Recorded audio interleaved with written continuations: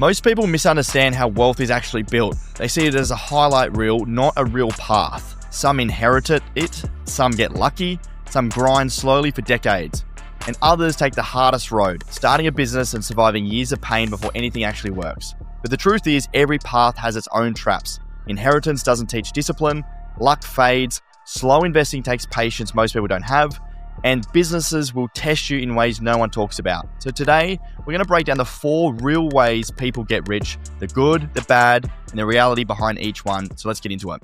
The 4 real areas are, as I just mentioned, business, market timing, like you get lucky on a stock or crypto, discipline investing over time, and then inheritance and marriage. And Bergs, we've seen all of these play out over our time in crypto and just like in life, and they're all very different.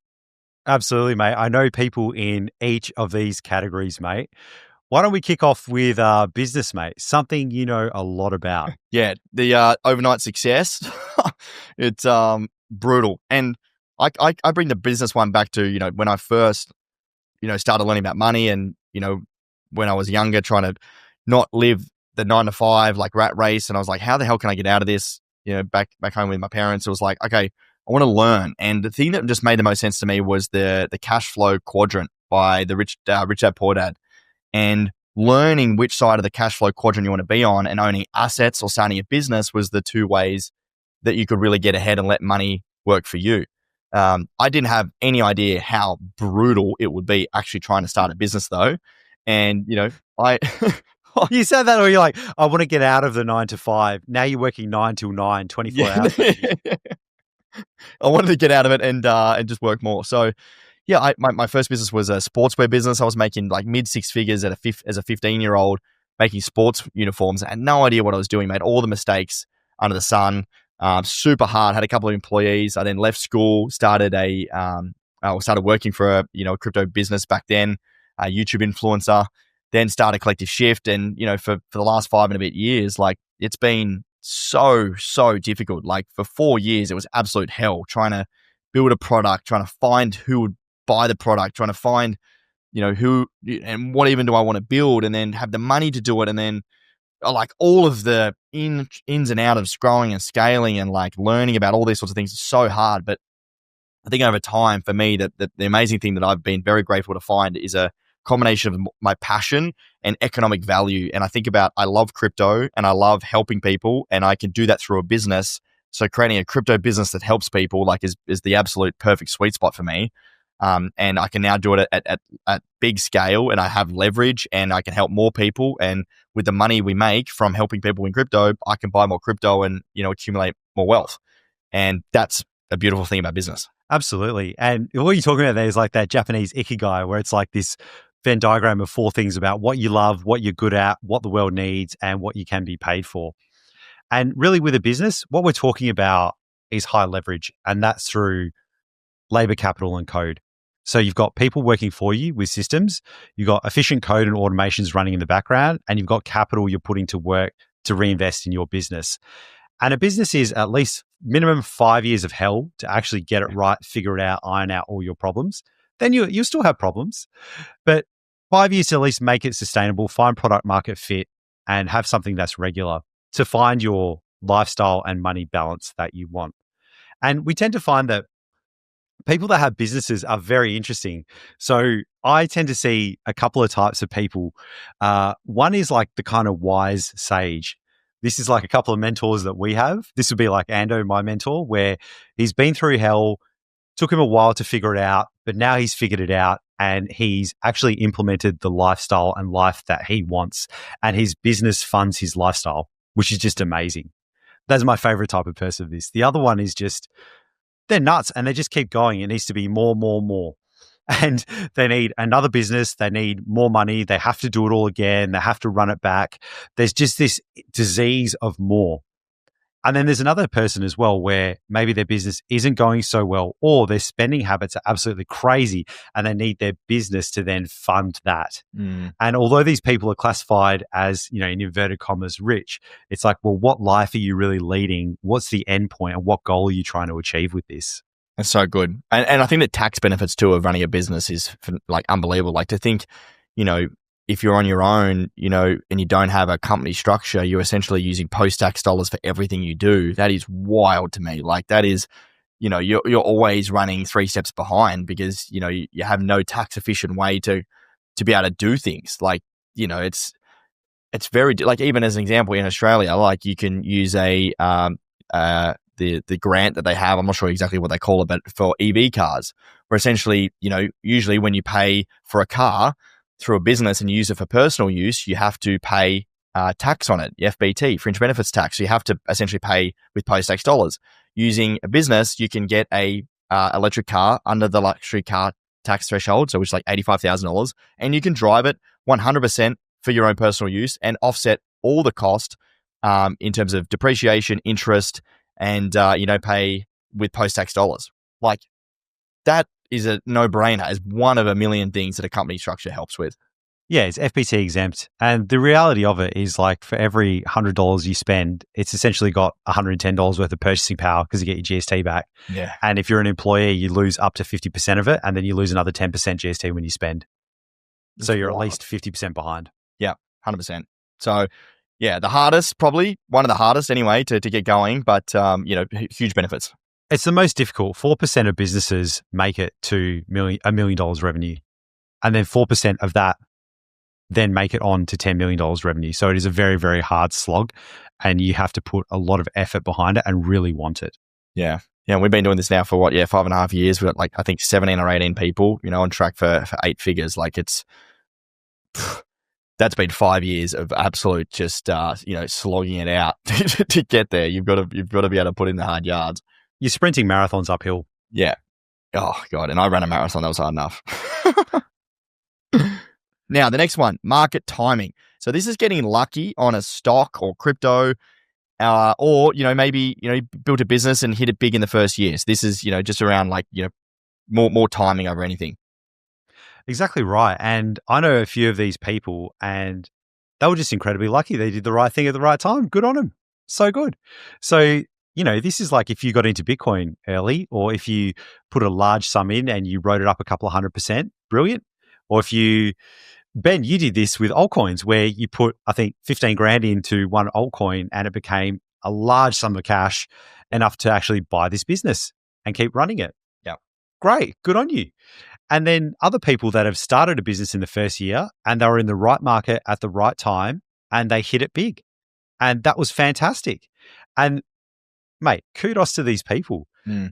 The problem is they don't actually realize that it's luck. They think it's skill, it's their success. And I've seen a lot of people go through and fail where they try and run it back, do it again, or they think they're a business god. Jamie Oliver is a classic example of this, where he started expanding his empire thinking he's a businessman, didn't know how to run an empire, had to close all of his restaurants. But because he had all that fame and people were working for him, everything was going on, and he was just hot in that moment, he thought he was something he was not. And this is about self-awareness, realizing what you are and realizing it won't last forever. And like you, for example, you realized it with the altcoin. Yeah. You then rolled it up into a business and you've been working on that business ever since. You're not like, I've been successful in this area, I'm going to be successful everywhere. You're like, shit, this is going to be hard work. I need to put the effort in. Yeah. And I think what I see anyway, more from unsophisticated individuals or people that are, really chasing the dream, is that they chase this thing. They chase luck. They chase trying to pick the 100x, find the thing that's going to change in their life. And they find themselves forever chasing the dream. That's why, like, that's gambling. That's like winning the lotto. That's like, why casinos are around. It's like that belief that you could do this thing. There's a chance, there's the likelihood of it happening. But, the math behind so many of these, like, super high risk, high reward plays is not in your favor. And that's where I see a lot of people, forever chase the dream and never actually work on something meaningful because they're trying to just get lucky. Exactly. And market timing is the very few percent of people hit this. The majority of people want to get rich quickly and they don't have the skills, the stamina, the capital to actually get through. So there's way more failures than successes in this area. Yeah. Yeah. Bang on. Now, the third one is discipline investing over time.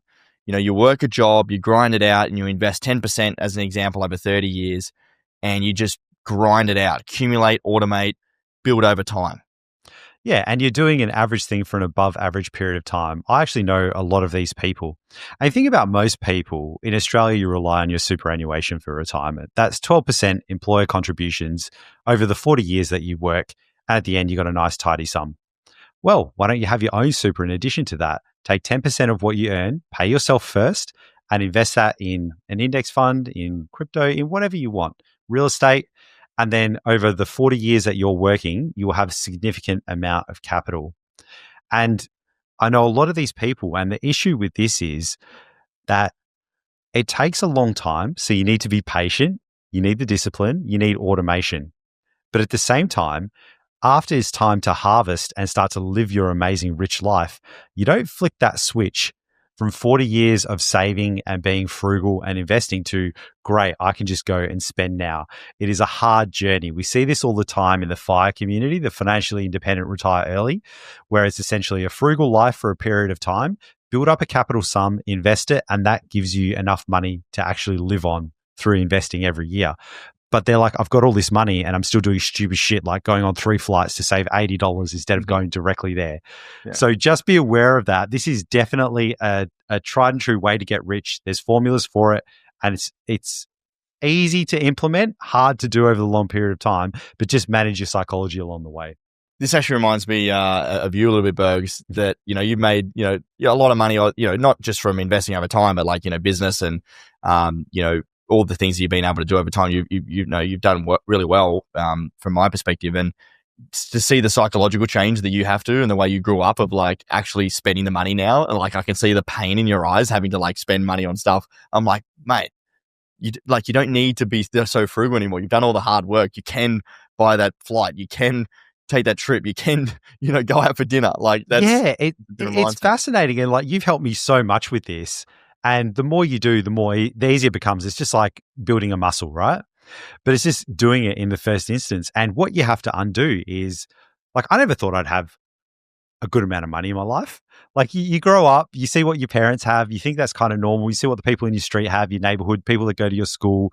You see all their money habits. You adopt those money habits. You think in a certain way. And to, first of all, unlearn that and start investing, huge step. But then when you actually have the money and starting to spend the money and feeling okay with it and getting rid of that scarcity mindset, huge hurdle to overcome. Yeah. Yeah. And I think maybe a lot of people listening to this podcast that, have accumulated wealth over time, and then, trying to understand where to spend that and where to be frugal and where not to, it can be difficult. I think a lot of people, haven't had a lot of money for a long time. And when they do have money, it's now like, oh, fuck now, I don't want to let go of it. And that is, I don't know if it's like lifestyle creep necessarily. It's more like that foundation, that security that you have, and it can never feel like enough. So you kind of, you never want to wear down on the war chest, but also it's like, well, at some point, you want to actually do something. Change your life. Yeah. you have that constant fear of being poor again. Yes. And we have this actually, you've had this in the company. Yeah. Where you don't want to go back to the very, very difficult times because you know how bad they are.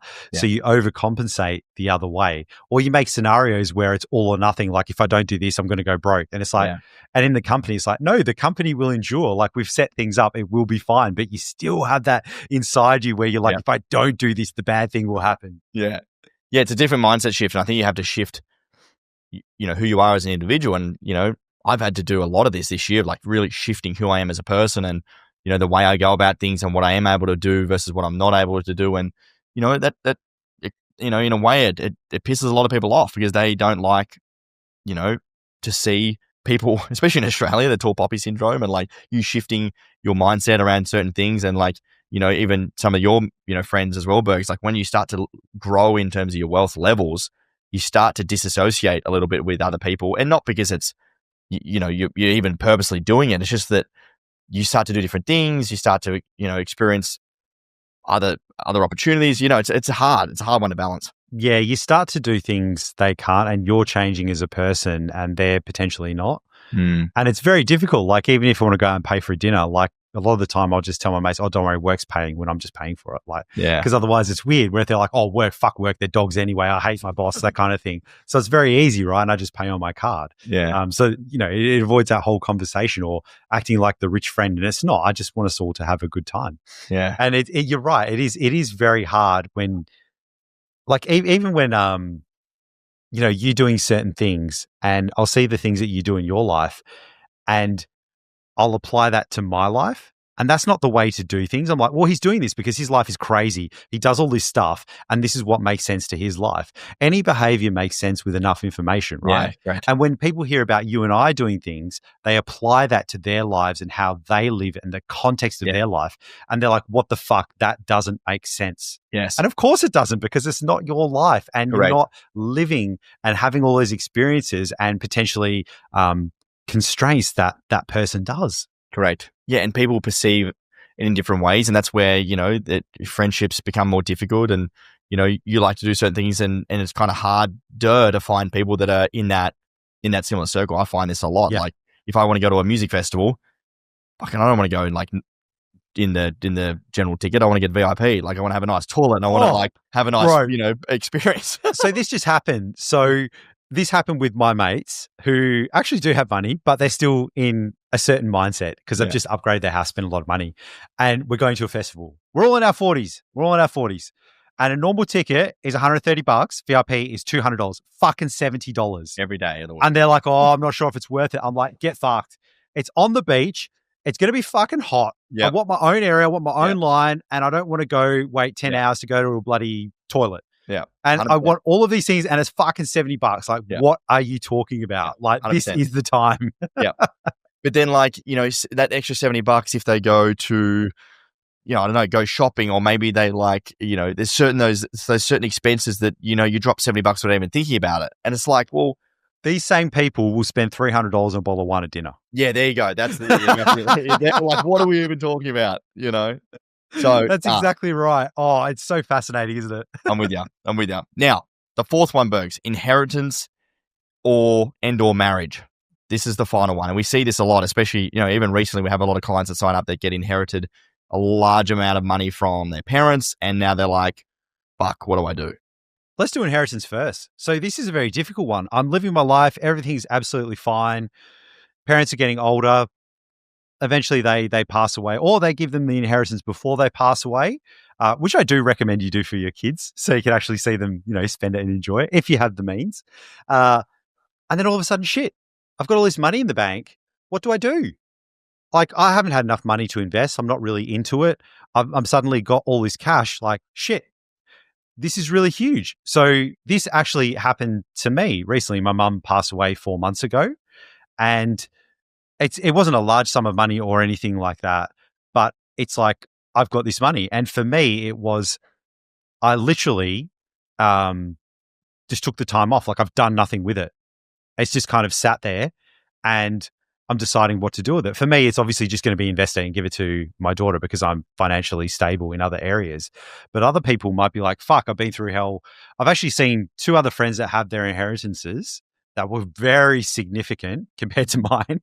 And they blew a lot of it on holidays instantly. They're like, I've been through this. I blew a holiday. Another one bought a Land Cruiser, and they started doing up their houses and just spending the money and having their similar money habits that they had a month ago, not thinking, hey, this can really accelerate and set me up for life, and I won't have to work as much. I can have different income streams, and I can spend for a longer period of time. Yeah, because you're not money minded, right? You're not sure how to preserve wealth. You haven't even looked into it. Like, a lot of this stuff is just down to education and knowledge. And I think, I've been on this rapid knowledge journey over the last, 2 or 3 years about learning about not only how to make money, but then more importantly, how to then preserve it. And if you don't have those skills and you're kind of gifted it can be difficult to then manage and know what to do. And I went to a Bond University course on this, actually, around like multi-generational family businesses and what happens when you hand down huge businesses and huge amounts of money to, your son and daughter. And the impact that can have if you don't set them up right is that you just give them all this money and they just go blow it on, crazy shit, and they destroy the business. It's a huge, huge thing. And generational things, it takes one generation to make it, one to grow it, one to blow it. Yeah. Because the first ones grew up with not much money. The second generation, the first generation did. Second generation saw their parents work for it. Third generation saw rich parents. And that's what they're used to. Yeah. And this is a very, very important thing. And this also happens with business owners. So you have a business, you fix it up or whatever you do. In 5 years' time, you sell for $5 million. Great. Everything stops. You don't go to work. You don't have your personal assistant there. You don't run the company, but now you got a $5 million problem. You're not an investor. You don't know what to do. You know how to run a company. It takes 5 years to become a really proficient investor, right? Yeah. And if you still got that mindset, and what most business owners will do, these idiots, they will go and buy the big fucking house that costs them $3 to $4 million, go on massive holidays, buy cars, and only have a small amount of money left. Yeah. And they're like, shit, what do I do now? They try and buy back their business, but by that point, the market has changed. Yeah. They're no longer proficient at what they used to do, and they lose it all. So it is crazy. So with inheritance or things like this, big sums of money, or even winning lotto, that's a similar thing. The majority of lotto owners are broke within 5 years. They're back to where they were. Take the money, take time off, and learn how to invest. The second one is marriage. I actually know a few people like this. A lot of them that have gone into it. So this is a legit strategy. You can marry a rich person and you can become rich. That's fine. That's okay. First of all, don't marry just for the money because you will earn every single dollar. It is not worth it. Marry because you like the person and love the person. Please do that. Please. And then I've also got ones where our mates, they've got tons of businesses. They've got lots and lots of money. But if you saw them on the street, you would not know. The majority of them are married, or some of them have even had arranged marriages. And yeah, the wives are just similar families, lower or similar wealth levels. They slot right in and they just love doing things for the community, building things out. And this is really choose your own adventure, where if you want to marry rich because you want the rich lifestyle, you want to spend a lot, or you want to grow it with that person with businesses, or you want to just accumulate your wealth, do philanthropy. I've seen it go every single way. Yeah. And I'm not married, but even with my girlfriend, like sitting down, going through the budget, looking at how we're, investing money, looking at what we want to do, where we're going. Like it's a partnership. It's a business partnership, especially once you're married. It's an actual binding agreement. So coming together and using that as a team is kind of a cool way to look at it as well. Outside of, if you're wanting to just marry someone that's rich, a little bit different story. Yeah, mate, if you want to leapfrog, go for it. just recognize what you're getting yourself into. Crazy. So look, I think that the key takeaway here is there's no perfect path to wealth. Everyone comes with its own, every path comes with its own challenges. Some get money, some get lucky, some stay consistent, and some build through years of struggle. But the real lesson is wealth isn't about the path. It's about the behavior, and the discipline lasts far longer than luck. Structure beats emotion, and the best path is usually the one that you can stick to. So choose your path, commit to it, and that's really how wealth is built. That's spot on, man. And honestly, just looking at this, like I've actually had all four of these.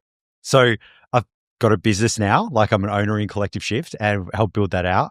Market timing, I did get lucky early on JB Hi-Fi shares, rolled that up for a deposit on this house, and some crypto investments as well. Discipline investing over time. I've been an investor constantly since I was 20 years old. I'm now 42. And I've received a small inheritance as well.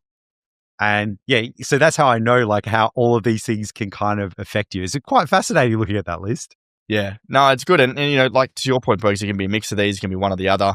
But, at the end of the day, this is really the fastest four ways, or the four core ways you can, grow your wealth over time. So 100%. Choose your own adventure, get after it. Thank you so much, folks. Hopefully you enjoy the episode. If you do enjoy it, we'd love for you to share it around with a friend or family member. It's how we grow the podcast each and every week.